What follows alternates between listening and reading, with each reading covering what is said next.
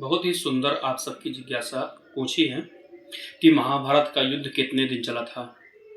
तो महाभारत का युद्ध, जैसा कि सबको आप सबको विदित होगा कि 18 दिन तक महाभारत का युद्ध चला था।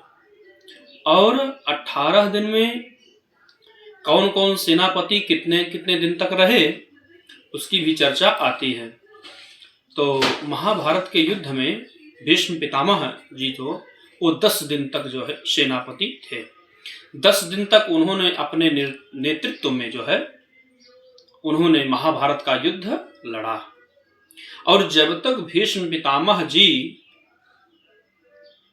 रहते तब तक जो है कौरवों की सेना का कोई संहार नहीं कर सकता था, जब तक वो सेनापति रहते। इसीलिए जो है भगवान ने युक्ति बनाकर और भीष्म पितामह जी का जो है कल्याण करा दिया और उन्हें सैया पर सुलवा दिया, जबकि अर्जुन नहीं चाहते थे। ये विषयांतर हो जा रहा है। तो 10 दिन तक भीष्म पितामह जी ने युद्ध किया और 5 दिन तक गुरु द्रोणाचार्य जी ने, उनका भी ये था कि जब तक उनके हाथ में धनुष और बाण रहेगा तब तक उनको कोई पराजित नहीं कर सकता था। और तो 10 दिन तक भीष्म पितामह, 5 दिन तक द्रोणाचार्य और 2 दिन तक कर्ण भी बना सेनापति और 1 दिन शल्य बने।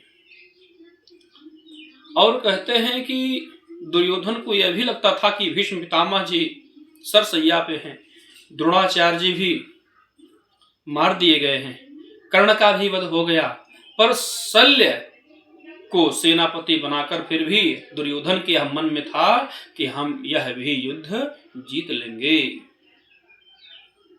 आशा यह भी थी कि हम इस महाभारत के युद्ध को जीत लेंगे, जबकि बड़े बड़े योद्धा परास्त हो गए।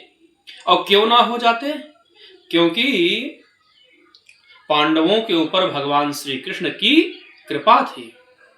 भगवान ने कहा था कि मैं महाभारत के युद्ध में अस्त्र शस्त्र नहीं उठाऊंगा।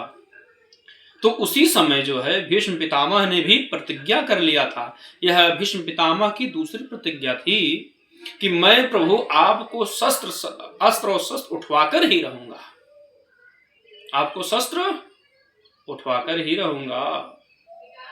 और जब ऐसी प्रतिज्ञा की तो भगवान को भी अपने भक्त की प्रतिज्ञा की लाज रखने के लिए भगवान ने उस रथ के पहिए को भी उठा लिया और दौड़े। उसी समय भीष्म पितामह जी ने बाण और धनुष तरकस सब नीचे कर दिए कि प्रभु आपने हमारी लाज रखने के लिए आपने इस चक्के को उठा लिया है, रथ के पहिए को उठा लिया है।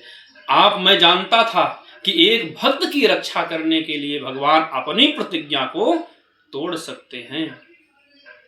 और उसी समय जो है जब भगवान ने चक्का उठाया था रथ के पहिए को, उसी समय पृथ्वी कंपित होने लगी, कांपने लगी कि अब मैं प्रलय कर दूंगी। उसी समय भगवान का पटका नीचे गिरा कि हे धरा, आप चिंता मत करो, मैंने अपने भक्त की लाज के लिए अपनी प्रतिज्ञा को तोड़ा है, इसलिए आपको कुछ भी करने की आवश्यकता नहीं है। तो भीष्म पितामह जी को इच्छा मृत्यु थी कि जब वो चाहते तभी मर सकते थे।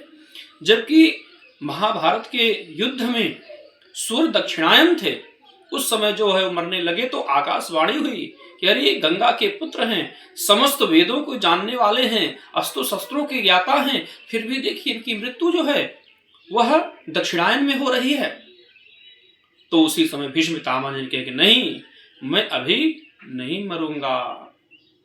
और गंगा माता को भी आश्वासन दिया कि मैं इस समय नहीं मर रहा हूं, मैं उत्तरायण में ही अपने प्राणों को छोड़ूंगा। और भगवान भी को उत्तरायण जब आया तो भगवान को याद आई और जो है भगवान गए और बात करते करते भीष्म पितामह जी अपने मन को परमात्मा में लगाकर और उन्हीं में समाहित हो गए। आज भी भीष्म जी को वे कौरव और पांडव के ही पितामह नहीं थे, बाकी हम सबके पितामह हैं। जब हम लोग तर्पण आदि करते हैं अपने पूर्वजों का, इसके पहले ही भीष्म तर्पण किया जाता है, इसलिए हम सबके पितामह जो है भीष्म कहे गए हैं। तो भीष्म प्रतिज्ञा करने के कारण उनका नाम भीष्म पड़ा था, नहीं तो देवव्रत नाम था। और द्रोणाचार्य जी भी थे, क्योंकि युधिष्ठिर जी सत्य ही बोलते थे। भगवान ने भी युक्ति लगाया कि जब तक इनके हाथ में धनुष और बाण रहेगा तब तक कोई इनको पराजित नहीं कर सकता। इसलिए युक्ति लगाया कि पुत्र का भी नाम अश्वत्थामा था, एक हाथी का भी नाम अश्वत्थामा था। तो हाथी को बाण लगा, हाथी मर गई। उसी समय जो है भगवान ने कहा कि आप युधिष्ठिर कहो, क्योंकि आपकी बात को द्रोणाचार्य मानेंगे, क्योंकि आप सत्यवादी हो, सत्य ही बोलते हो।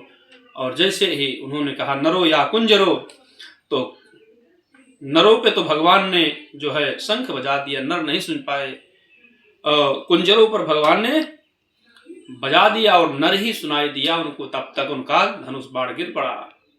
और इसके बाद जो है द्रोणाचार्य जी भी मारे गए। कर्ण था, कर्ण के भी श्राप के बस उनका रथ का पहिया जो है धरती में धंस गया, जबकि कर्ण ने अर्जुन को कई बार जीवन दान दिया था। तो इस प्रकार से 18 दिन युद्ध चला। 10 दिन तक भीष्म पितामह, 5 दिन तक द्रोणाचार्य, 2 दिन तक कर्ण और 1 दिन तक शल्य रहकर जो है 18 दिन तक युद्ध पूर्ण हुआ और धर्म की जीत हुई और अधर्म का नाश हुआ। कौरव पक्ष के 100 भाई दुर्योधन आदि मारे गए और राजा युधिष्ठिर बन गए। श्रीमन नारायण।